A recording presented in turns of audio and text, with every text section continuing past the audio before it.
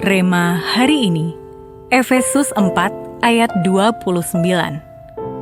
Efesus 4 ayat 29.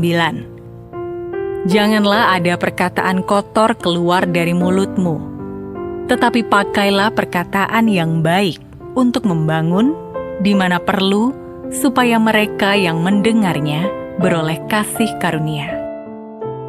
Ada masa ketika Nick Vujicic merasa hidupnya tidak adil. Terlahir tanpa tangan dan kaki, ia terus-menerus menghadapi tatapan orang, penolakan, ejekan dan rasa berbeda sejak kecil. Bahkan ia pernah merasa hidupnya tidak berarti dan ingin mengakhirinya. Rasa sakit itu semakin dalam ketika ia mengalami kekecewaan dalam hubungan. Namun melalui kasih keluarga dan perjumpaannya dengan Tuhan, Nick mulai melihat hidupnya dari sudut pandang yang baru. Apa yang dulu ia anggap kekurangan, justru dipakai Tuhan untuk menjangkau banyak orang.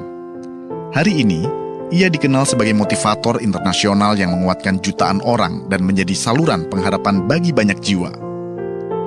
Efesus 4 ayatnya yang ke-29 mengingatkan kita bahwa setiap perkataan memiliki kuasa, entah untuk merusak atau membangun. Bagaimanapun, Tuhan rindu agar setiap kata yang keluar dari mulut kita membawa hasil karunia bagi orang yang mendengarkan. Perubahan yang terjadi dalam hidup Nick bukan hanya terlihat dari apa yang ia lakukan, tetapi juga dari apa yang ia ucapkan. Dari kata-kata yang dulu mungkin dipenuhi keputusasaan dan kepahitan, kini berubah menjadi perkataan yang menguatkan serta memberi pengharapan.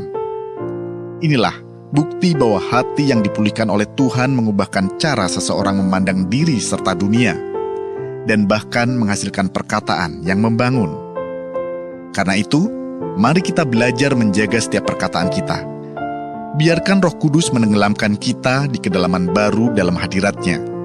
Saat kasih Tuhan memenuhi hati kita akan memiliki sudut pandang baru, dan setiap kata yang keluar dari mulut kita bukan berasal dari emosi atau luka, tetapi dari kasih Tuhan. Mungkin kita tidak bisa mengubah keadaan, tetapi perkataan kita dapat dipakai Tuhan untuk membangun, menguatkan, dan memberkati kehidupan banyak orang. Apakah perkataan Anda sudah menjadi berkat bagi orang lain? Mengapa?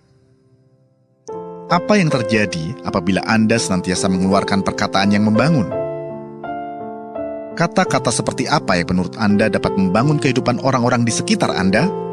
Bagaimana Anda bisa mulai melakukannya?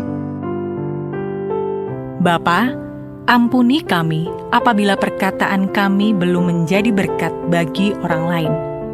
Penuhi hati kami ya Roh Kudus, sehingga setiap kata yang keluar dari mulut kami adalah perkataan yang membangun dan menguatkan kehidupan orang-orang di sekitar kami.